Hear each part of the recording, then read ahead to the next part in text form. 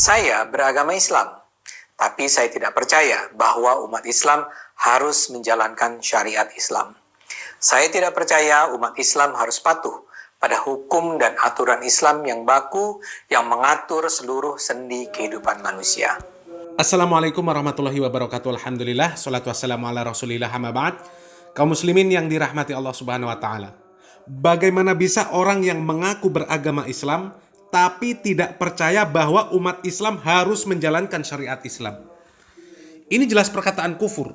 Dan orang-orang yang model begini ini yang selalu membenci dan memfitnah dakwah ahlu sunnah wal jamaah sebagai Wahabi.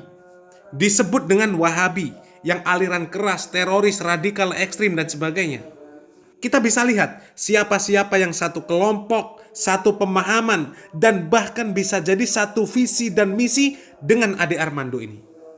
Bisa kita lihat, mereka satu rasa, satu hati. Seperti Denny Siregar, Islah Bahrawi, Abu Canda, Eko Kuntadi, dan masih banyak lagi yang lainnya. Dan juga itu netizen yang tanya itu, buat dikomentari itu ada Ade Armando ini untuk konten Udin. Ya, di Ade Armando itu kan doktor komunikasi, dosen komunikasi UI. Nah, kita harus paham dulu itu. Ade Armando itu doktor komunikasi UI. Nah, dia bicara soal agama, lah kan sudah tidak jalurnya. Kalau keliru ya nggak apa-apa kan gitu. Nggak apa-apa itu maksudnya ya wajar karena dia bukan kiai, bukan ulama, bukan akademisi yang belajar agama. Secara dia belajarnya kan dia sendirian, beliau ngaku ya belajar dari mendengar-dengar aja kan itu. Kemarin kan bilang di Quran tidak ada secara eksplisit aturan sholat itu harus 5 waktu. Ya memang nggak ada dalam Al-Quran. Sholatlah kamu di waktu pagi dan petang kan itu. Sholatlah di tengah malam ya maksimal 3. Nah memang Quran itu kan harus dijelaskan dengan hadis kan gitu loh. Karena Quran itu yang paling paham kan Rasulullah. Oh yang dikasih itu Rasulullah ya oleh Allah kan itu.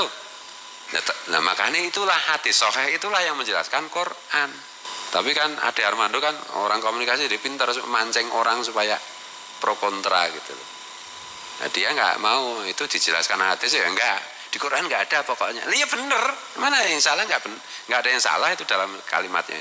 Kita itu harus jeli memahami kalimat gitu. Jangan buru-buru Makanya kalau nonton kadang-kadang kan yang suka membuli itu haters itu kan nggak mau mendengarkan benar-benar konten yang dia komentari, nggak diulang-ulang, kemudian setelah diulang-ulang diperhatikan maksudnya apa, baru komentar kan nggak mau. Kadang-kadang videonya 30 menit itu baru nonton 2 menit udah komentar kok. Ini berarti kan nggak nonton dia, atau mungkin dia kere nggak punya pakai data tuh.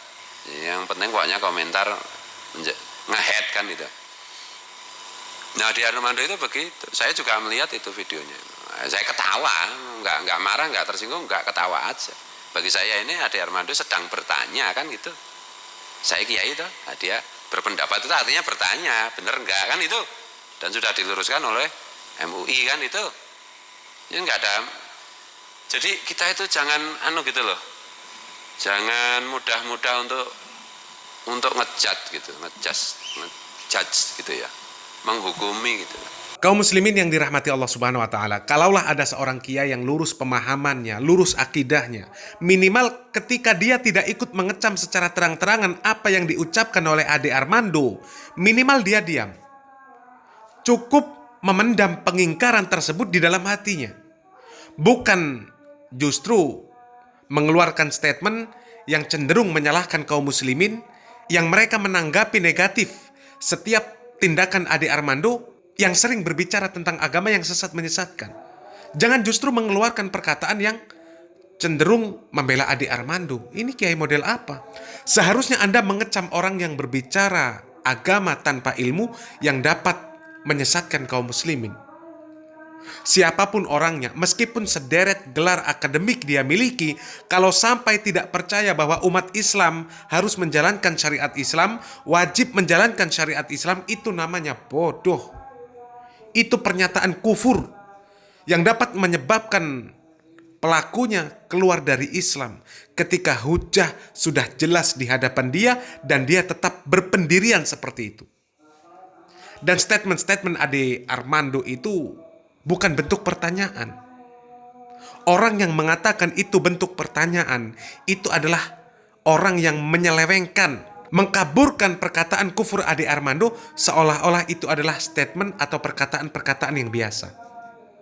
Mustahil seorang muslim tidak mengetahui rukun iman, tidak mengetahui rukun Islam. Rukun iman dan rukun Islam itu adalah wajib untuk diamalkan seorang muslim. Wajib dijalankan. Satu saja diingkari maka dia kafir.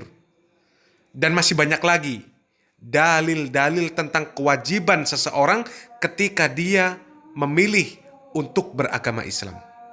Jadi seorang ustadz, seorang kiai, seorang gus, syekh dan sebagainya ketika membiarkan bahkan cenderung membela orang-orang seperti Ade Armando ini berbicara tentang agama, itu adalah sama dengan membiarkan kaum muslimin disesatkan oleh orang-orang liberal, orang-orang munafik.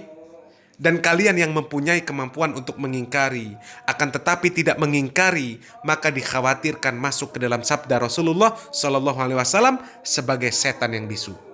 Semoga kaum muslimin lebih cerdas, lebih selektif di dalam memilih siapa yang pantas diambil ilmu agama darinya. Semoga apa yang kami sampaikan yang sedikit ini bermanfaat. Barakallahu fikum. Wassalamualaikum warahmatullahi wabarakatuh. Adapun pernyataan bahwa dia muslim, saya Islam, tapi tidak mengakui apa tadi, kewajiban umat Islam berhukum, ya itu apa gunanya kalau dia berucap muslim, terus potongan yang lainnya kekafiran kepada Allah. Hah? Jadi itu sama aja kalau dibilang saya muslim tapi saya kafir. Nah, itu dari ucapannya kaum munafikin.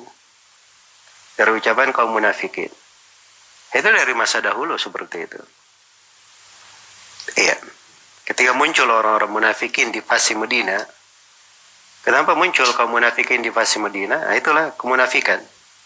Dia sembunyikan kekafiran di dalam hatinya, dia tampakkan keislaman.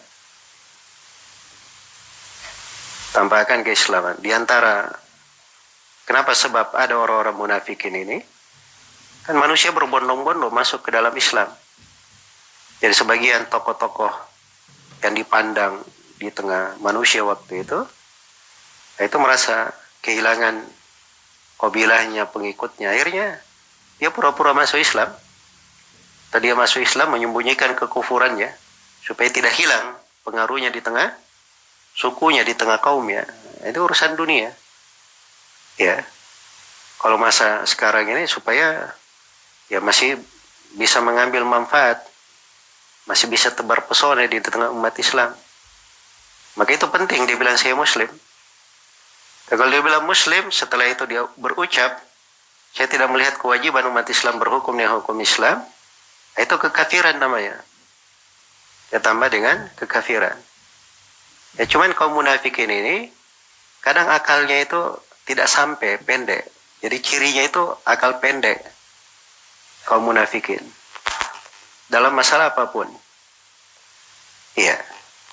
Makanya ketika mereka mengolok-olok Nabi SAW dan para sahabat di surah At-Taubah, dan ini surah Madaniyah ya, sudah mulai ada kaum munafikin. Orang-orang munafikin berkata, ini siapa Nabi Muhammad dan para sahabatnya? Paling penakut kalau ketemu musuh, paling jago makan, di ini mengolok-olok Nabi dan para sahabat. Iya. Maka turunlah ayat, Qul abillahi wa ayatihi wa rasulihi kuntum tastahzi'un. Apakah terhadap Allah, terhadap ayat-ayatnya dan terhadap Rasulnya kalian molok-olok? La ta'tadiru qad kafartum ba'da imanikum. Jangan kalian minta maaf. Kalian telah kafir setelah keislaman kalian. Jadi itu ada namanya pembatal keislaman. Ada namanya hukum-hukum orang murtad. Dan itu satu pembahasan di bab fikih disepakati oleh seluruh ulama dari seluruh madhab. Dari masa ke masa. Jadi jangan berkata saya muslim, setelah itu seenaknya saya berucap ucapan-ucapan kekafiran, merusak akidah umat Islam, mengolok-olok umat Islam, kemudian dia tutupi dengan semuanya saya muslim. Itu tidak bermanfaat. Iya. Kemurtadan itu berbagai bentuk. Berbagai bentuk. Itu hal-hal yang disepakati. Ya, kalau dia berkata tidak wajib berhukum dengan hukum Islam, itu artinya dia injak-injak Al-Quran dan Sunnah Rasulullah Sallallahu Alaihi Wasallam. Ya, dia kalau berkata asyhadu an la ilaha illallah wa asyhadu anna Muhammadar Rasulullah, itu dari konsekuensinya dia menerima segala hukum yang ada di dalam agama Islam. Ya, kalau dia berkata saya Muslim tapi saya tidak memandang kewajiban, nah itu namanya bahasa lainnya saya Muslim tapi saya kafir, saya murtad. Nah, itu bahasa lainnya seperti itu. Ya, semoga Allah memberi hidayah kepada semuanya. Dan kalau ada ucapan-ucapan seperti itu ya dimaklumi aja ya. Dimaklumi aja dari sebagian orang. Nah, ini mungkin juga bagi umat Islam sebuah pembelajaran, ada hikmahnya. Barangkali seorang itu bisa belajar lebih bagus, belajar lebih mendalam tentang agamanya. Ternyata ada orang-orang yang model-modelnya seperti ini. Ya, semoga Allah memberi hidayah kepada semuanya. Wallahu ta'ala alam.